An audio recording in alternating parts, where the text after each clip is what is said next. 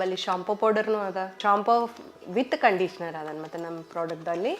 ಈ ಪ್ರಾಡಕ್ಟ್ಸ್ ಹೆಂಗೆ ಇವು ಏನು ಯೂಸ್ ಮಾಡಿದ್ದೀವಿ ಅಂದರೆ ಶಿಕಾಕಾಯಿ, ಮೇಥಿ, ಹೈಬಿಸ್ಕಸ್, ಅಲೋವೆರಾ ಎಲ್ಲ ಯೂಸ್ ಮಾಡಿ ನಾವು ಈ ಶಾಂಪೂ ಪ್ರಾಡಕ್ಟ್ ತಯಾರು ಮಾಡಿದ್ವಿ.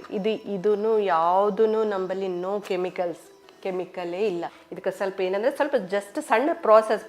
ಒಂದು ಬೌಲ್ ತೊಗೊರಿ, ಬೌಲ್ ತೊಗೊಂಡು 1-2 ಸ್ಕೂಪ್ ಹಾಕಬೇಡ್ರಿ.